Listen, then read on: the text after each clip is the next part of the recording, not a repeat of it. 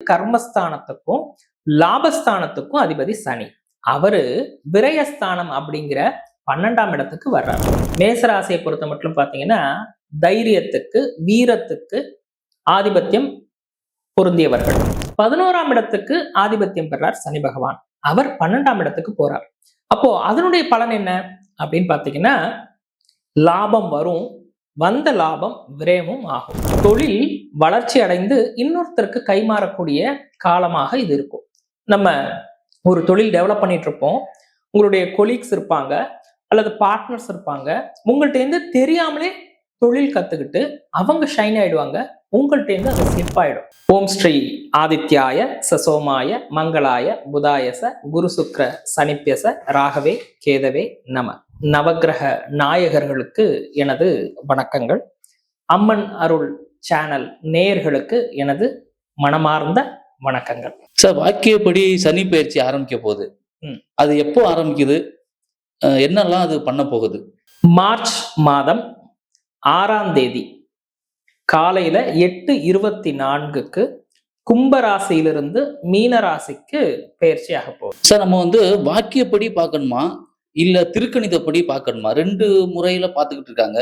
இதுல நம்ம எதை கூர்ந்து கவனிக்கணும், எதை நம்ம பார்க்க போகணும்? இப்போதைக்கு வாக்கியப்படி வரப்போகுது. ஆல்ரெடி ஏற்கனவே பஞ்சாங்கத்துல திருக்கணிதப்படி வந்துருச்சு.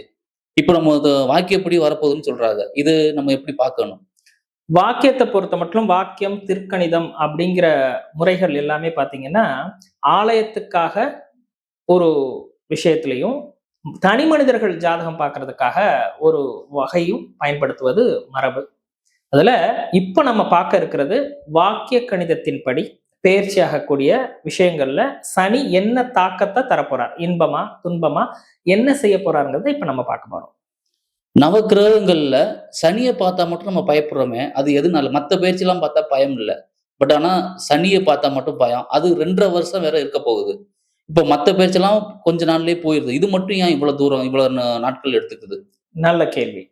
இப்போ சூரியன் தான் சூரிய குடும்பத்தின் தலைமை பொறுப்புல இருக்கக்கூடியவர் யாரு அப்படின்னா சூரியன்.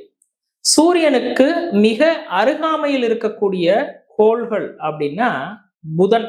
அப்போ அது கொஞ்சம் ஒரு மாத காலத்துக்குள்ள ஒரு 28 நாளுக்குள்ள ஒரு சுழற்சியை முடிச்சிருவார். அதனாலதான் அடுத்து பாத்தீங்கன்னா நீங்க சுக்கிரன் அவரும் கிட்டத்தட்ட 27ல இருந்து 30 அந்த தினங்களுக்குள்ள ஒரு சுழற்சியை முடிச்சிருவார். அடுத்து செவ்வாய் இருக்காரு. செவ்வாய் என்ன பண்ணுவாரு, 45 தினங்கள் ஆகும். அதை விட கொஞ்சம் தொலைவில் இருக்கக்கூடிய குரு 1 வருட காலம் ஆகும்.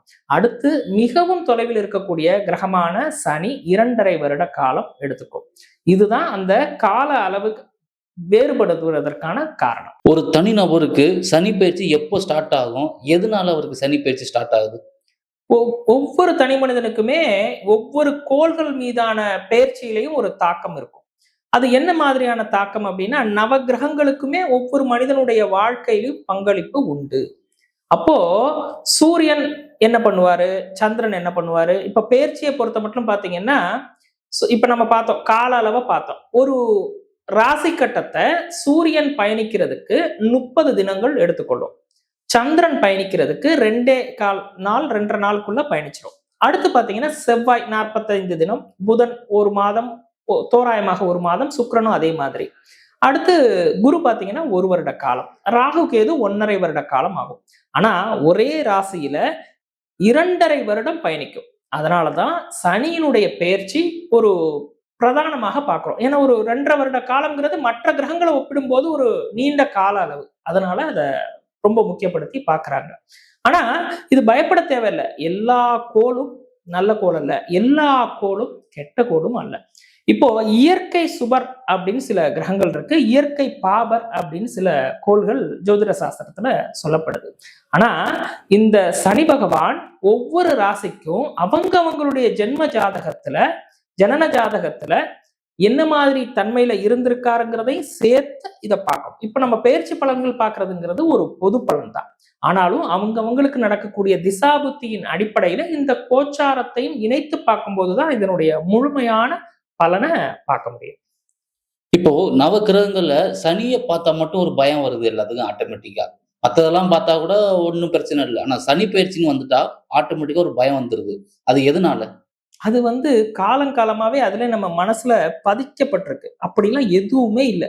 இப்போ ஒவ்வொரு வீட்டுக்கும் ஒரு ஆதிபத்தியம் இருக்கு. மேஷ ராசியை பொறுத்த மட்டும் பாத்தீங்கன்னா செவ்வாய் அதிபதி, ரிஷபத்துக்கு பாத்தீங்கன்னா சுக்கிரன் அதிபதி, மிதுனத்துக்கு புதன் அதிபதி, அப்போ இவருக்கு கடகத்துக்கு பாத்தீங்கன்னா சந்திரன் அதிபதி, சிம்மத்துக்கு சூரியன் அதிபதி, கன்னிக்கு புதன் அதிபதி, துலாமுக்கு பாத்தீங்கன்னா சுக்கிரன் அதிபதி, விருச்சிகத்துக்கு செவ்வாய், தனுசுக்கு குரு, மகர கும்பத்துக்கு பாத்தீங்கன்னா சனி அதிபதி, மீனத்துக்கு குரு அதிபதி. சோ ஒவ்வொரு இடத்துக்கும் ஒரு ஒரு ஆதிபத்தியத்தை கொண்டு ஒவ்வொரு கிரகமும் செயல்படுது. இப்போ ஒவ்வொரு ராசி கட்டத்துக்கும் பாத்தீங்கன்னா இதனுடைய உச்ச வீடு பாத்தீங்கன்னா துலாம்ல அமையுது, நீச வீடு பாத்தீங்கன்னா மேசத்துல அமையுது, இதனுடைய ஆட்சி வீடு அப்படின்னு சொல்றது மகரமும் கும்பமாக அமையுது. மற்ற வீடுகள் பாத்தீங்கன்னா நட்பாகவும் பகையாகவும் அமையும். அப்போ இதனோடு சேர்ந்த கோள்கள் இது அந்த பாவத்துக்கு அவங்களுடைய ராசிக்கு அது எத்தனாம் பாவத்துல இருக்குங்கிறத பொறுத்துதான் அதனுடைய நன்மை தீமையை நம்ம இந்த இடத்துல பார்க்கலாம். இப்ப சனியை பத்தி கூடுதல் தகவலுக்கு ஜோதிட ரீதியாக சில அனுபவங்கள், உங்களுக்குள்ள அனுபவங்கள்லாம் பார்த்தா கொஞ்சம் பகிர்ந்து கொள்ளுங்களேன். இப்போ மகர கும்பம் ஆட்சி வீடா இருக்கு, உச்ச நீச வீடா மேஷமும் துலாமும் இருக்கு, அதை பார்த்தோம் இல்லையா? சனியினுடைய நாள்னு நம்ம எதை குறிக்கிறோம்? சாட்டர்டே, சனிக்கிழமைய அவருக்கு உரிய நாளாக குறிக்கிறோம். இன்னொன்னு என்னது? பூசம், அனுஷம், உத்திரட்டாதி, இந்த மூன்றுமே சனியினுடைய நட்சத்திரங்களாக நம்ம பார்க்கிறோம்.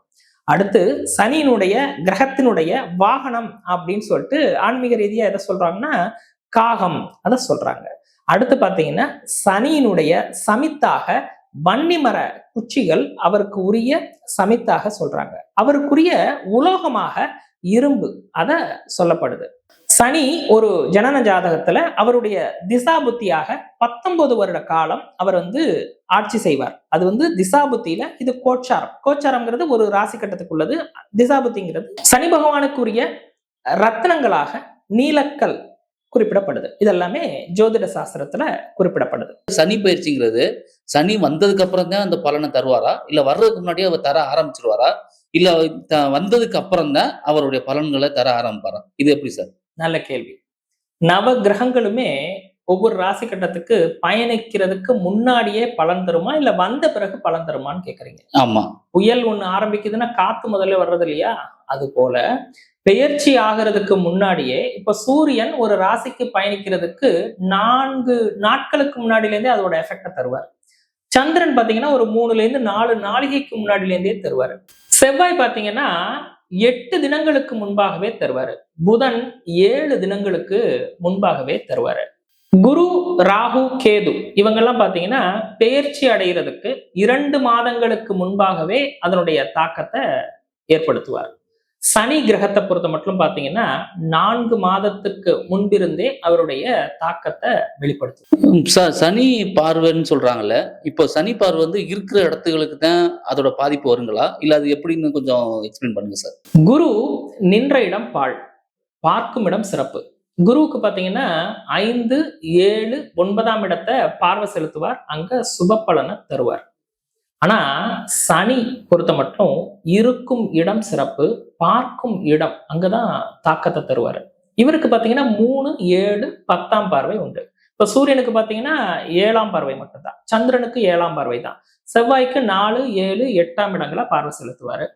புதன், சுக்கிரன் எல்லாம் பாத்தீங்கன்னா 7ஆம் பார்வை தான். குருவை பாத்தீங்கன்னா 5, 7, 9, ராகு, கேது 3, 7, 11 பார்வை செலுத்துவார். சனி 3, 7, 10ஆம் இடத்தை பார்வை செலுத்துவார். ஒவ்வொரு ராசிக்கும் அந்த 3, 7, 10ங்கிறது எந்த பாவமா அமையுதோ அந்த இடத்திற்கு சில விளைவுகளை ஏற்படுத்துவார்னு ஜோதிட சாஸ்திரம் சொல்லுது. சார், இப்போ சனியில ஜென்ம சனினா என்ன, விரய சனினா என்ன, லாப சனினா என்ன, இந்த மாதிரி சனியிலே பல வகை சொல்றாங்க. இது எப்போ யாராருக்கு எப்படி வரும், எதனால விரய சனி வரும், யாரால ஜென்ம சனின்னு வருது, இதெல்லாம் எதனால வருது சார்? இப்போ மீன ராசியில சனி கிரகம் இருக்க போகுது, பெயர்ந்திருக்கு இல்லையா? இதுக்கு பேர் தான் ஜென்ம சனி. அடுத்து பாத்தீங்கன்னா மேசராசி. மேசராசிக்கு சனி இப்ப எங்க இருக்காரு? 12ல இருக்காரு. அதனால இதை என்ன சொல்றோம்? விரய சனின்னு சொல்றோம். சிலர் இதை 7.5 சனி அப்படின்னு சொல்லுவாங்க. ரிஷபத்துக்கு பொறுத்த மட்டும் பாத்தீங்கன்னா லாபஸ்தானத்துல இருக்கு. அதனால அதை லாப சனி அப்படின்னு சொல்லுவாங்க. மிதுனத்தை பாத்தீங்கன்னா சனி இப்போ வந்து 10ஆம் இடத்துல இருக்கிறதுனால அதை கர்ம சனி அப்படின்னு சொல்லுவாங்க. கடகத்தை பொறுத்த மட்டும் 9ஆம் இடத்துல இருக்கிறதுனால அதுக்கு பேர் பாக்ய சனி அப்படின்னு சொல்லுவாங்க. சிம்மத்தை பொறுத்த மட்டும் 8ஆம் இடத்துல இருக்கிறதுனால அஷ்டம சனி அப்படின்னு சொல்லுவாங்க. கன்னியை பொறுத்த மட்டும் பாத்தீங்கன்னா 7ஆம் இடத்துல சனி இருக்கிறதுனால அத கண்டக சனி அப்படின்னு சொல்லுவாங்க. துலாம் பொறுத்த மட்டும் 6ஆம் இடத்தில் சனி இருக்கிறதுனால ரோக சனி அப்படின்னு சொல்லுவாங்க. விருச்சிகத்திற்கு பொறுத்த மட்டும் 5ஆம் இடத்துல சனி இருக்கிறதுனால பஞ்சம சனி அப்படின்னு சொல்லுவாங்க. தனுசை பொறுத்த மட்டும் 4ஆம் இடத்துல இருக்கிறதுனால அர்த்தாஷ்டம சனி அப்படின்னு சொல்லுவாங்க. மகரத்துக்கு பொறுத்த மட்டும் 3ஆம் இடம் சகாய சனி அப்படின்னு சொல்லுவாங்க. கும்பத்தை பொறுத்த மட்டும் 2ஆம் இடத்துல இருக்கிறதுனால இது 7.5 சனி முடியக்கூடிய காலம் அப்படின்னு சொல்லிட்டு பாத சனி அப்படின்னு சொல்லுவாங்க. 12 ராசியில சனி எங்க இருக்காரோ அதற்கு ஏற்ப அதற்கு ஒரு பெயர் வைத்திருக்காங்க ஜோதிட முன்னோர்கள். மேச ராசிக்கு இந்த சனி பயிற்சி எப்படி இருக்கும்? மேச ராசியை பொறுத்த மட்டும் அவருடைய குணங்களை முதல்ல பார்ப்போம். மேச ராசியை பொறுத்த மட்டும் பாத்தீங்கன்னா தைரியத்துக்கு வீரத்துக்கு ஆதிபத்தியம் பொருந்தியவர்கள். அவங்களுக்கு 10 மற்றும் 11ஆம் இடத்துக்கு அதிபதி தான் சனி பகவான். அதாவது கர்மஸ்தானத்துக்கும் லாபஸ்தானத்துக்கும் அதிபதி சனி. அவரு விரயஸ்தானம் அப்படிங்கிற 12ஆம் இடத்துக்கு வர்றார். இப்போ இது என்ன வகையான தாக்கத்தை ஏற்படுத்தும் அப்படின்னா 10ஆம் இடத்ததிபதி 12க்கு போகுது. அப்போ தொழில் வளர்ச்சி அடைந்து இன்னொருத்தருக்கு கைமாறக்கூடிய காலமாக இது இருக்கும். நம்ம ஒரு தொழில் டெவலப் பண்ணிட்டு இருப்போம். உங்களுடைய கொலீக்ஸ் இருப்பாங்க அல்லது பார்ட்னர்ஸ் இருப்பாங்க. உங்கள்ட்ட இருந்து தெரியாமலே தொழில் கத்துக்கிட்டு அவங்க ஷைன் ஆயிடுவாங்க. உங்கள்ட்ட இருந்து அது ஸ்லிப் ஆயிடும். இதுதான் இந்த காலகட்டத்துல நடக்கும். அடுத்து பாத்தீங்கன்னா அல்லது கடல் கடந்து தொழில் புரியறதுக்கான வாய்ப்புகள் அமையும். அடுத்து லாபஸ்தானம் 11ஆம் இடத்துக்கு ஆதிபத்தியம் பெறார் சனி பகவான். அவர் 12ஆம் இடத்துக்கு போறார். அப்போ அதனுடைய பலன் என்ன அப்படின்னு பாத்தீங்கன்னா லாபம் வரும். வந்த லாபம் விரயமும் ஆகும்.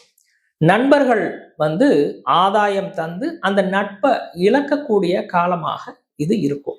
அடுத்து பாத்தீங்கன்னா விரயஸ்தானத்துல சனி இருக்கும்போது அசுப கிரகம் வந்து விரயஸ்தானத்துல இருக்கும்போது தூக்கம் சார்ந்த பிரச்சனைகள் வர்றதுக்கு வாய்ப்பு உண்டு. அது வந்து அவங்க ராசிக்கு 12ஆம் பாவம் அப்படிங்கிறதுனால அது பாத பகுதியை குறிக்குது. அப்படிங்கிறதுனால அங்க வந்து கால் சார்ந்த சின்ன சின்ன ஒரு அலர்ஜி மாதிரி கால் புண் மாதிரி வர்றதுக்கான வாய்ப்புகள் உண்டு. இப்போ இந்த அதிபதி இங்க இருந்தா என்ன பலன் அத பார்த்தோம். அடுத்து மேச ராசிக்கு தனஸ்தானம் 2ஆம் இடத்தை சனி பார்வை செலுத்த போறார். அப்போ அதனுடைய தாக்கம் ஒன்று இருக்கும் இல்லையா? அப்போ 3ஆம் பார்வையாக மேசத்துக்கு 2ஆம் இடத்தை பார்வை செலுத்துறார். அப்போ இவங்க வாக்கு பேச்சுல கவனம் இருக்கணும். இவங்களுடைய செல்வம் அந்த விஷயத்துல காசு பணம் இந்த விஷயத்துல கவனம் இருக்கணும். குடும்பம் சார்ந்த விஷயங்கள்ல சின்ன சின்ன சச்சரவுகள் வர்றதுக்கு வாய்ப்புகள் உண்டு. அடுத்து மேசத்துக்கு 6ஆம் பாவத்தை சனி பகவான் 7ஆம் பார்வையா செலுத்துறதுனால 6 அப்படிங்கிறது என்ன அப்படின்னா எதிரிகள் உருவாகுறதுக்கு சின்ன சின்ன வாய்ப்புகள் உண்டு. அடுத்து பாத்தீங்கன்னா 6ங்கிறது இறைப்பைய குறிக்கும். அப்போ எளிமையாக செரிமானமாகக்கூடிய உணவு வகைகளை சேர்த்துக்கணும். அடுத்து சனி பகவான் தன்னுடைய 10ஆம் பார்வையாக 9ஆம் பாவத்தை பார்வை செலுத்துறதுனால தந்தை வழி உறவுகள்கிட்ட சற்று கவனம் தேவை. அதே மாதிரி ஆலயம் செல்லும் போது சில வழிபாடு முறைகளை செய்ய வேண்டிய காரணம். அதாவது இப்போ 9ஆம் பாவத்தை பார்வை செலுத்துறதுனால பழமையான ஜீவசமாதிகள் செல்வது ஓரளவு சிறப்பை தரும். இதுதான் மேச ராசிக்கு உள்ள ஒரு பெயர்ச்சி பலன். இப்போ மேசராசி வந்து சனி பயிற்சி வந்தா நம்மளுடைய நம்பர்கள் வந்து என்னென்ன நம்பரை நம்ம எடுத்துக்கலாம்? இப்போ லாட்டரி யோகம் இந்த மாதிரிலாம் வர்றவங்களுக்கு இந்த மேசராசிக்காரங்க இந்த சனி பயிற்சி காலத்துங்கள எந்த மாதிரியான நம்பர்களை எடுக்கலாம்? லாட்டரி யோகம்லாம் உண்டுங்களா? இப்போ லாட்டரிங்கிறது கவர்மெண்ட் ஆக்சுவலி தடை செய்யப்பட்ட ஒரு விஷயம் இருந்தாலும் இப்போ நீங்க கேட்குறீங்க இப்போ ஷேர் மார்க்கெட்டு இது மாதிரி வெவ்வேறு எளிதில் பணம் சம்பாதிக்கக்கூடியதா நீங்க தொழில் அப்படின்னு அதை எடுத்துக்கலாம். லாபஸ்தானத்துல ராகு இருக்காரு, விரயஸ்தானத்துல சனி இருக்காரு. அப்போ அந்த வகையில இவங்களுக்கு ஓரளவு தான் கை கூடும். சனி பயிற்சி வந்து மேசராசிக்கு எந்த சனியில இருக்காரு? ஜென்ம சனிங்களா? இல்ல லாப சனியில இருக்காருங்களா? எந்த சனியில இருக்காரு? மேச ராசியை பொறுத்த மட்டும் 12ஆம் இடம் அப்படிங்கிற விரய சனியா தான் இருக்காரு. இந்த சனி பயிற்சி பலனை தவிர்க்கணும், இல்ல குறைக்கணும் அப்படின்னா, மேசராசிக்காரங்க என்னெல்லாம் பரிகாரம்லாம் பண்ணணும்? எந்தெந்த கோயில்களுக்கெல்லாம் போகணும்? இத பத்தி கொஞ்சம் சொல்லுங்களேன். முதல்ல ஒரு கிரகம் என்ன செய்யும் அப்படின்னா, கோயில் போயிட்டா எல்லாம் நடந்துருமான்னா, சனி பகவான் நமக்குள்ள பாவ புண்ணியத்தின் அடிப்படையில மட்டும்தான் செயல்படுத்த போறார். அவருடைய தாக்கத்தை தரப்போறார். அப்போ 10ஆம் இடம் அப்படின்னு சொல்லக்கூடிய தொழில் ஸ்தானத்ததிபதி 12ல இருக்கார். அப்போ 10ன்னு என்ன? தொழில். நீங்க உங்களுடைய தொழில் ஸ்தானத்துல முன்னோர்கள், மூத்தவர்கள் யாராவது இருந்தாங்கன்னா அவங்களுக்கு சில உதவிகள் செய்வது நல்ல பரிகாரமாக இது அமையும்.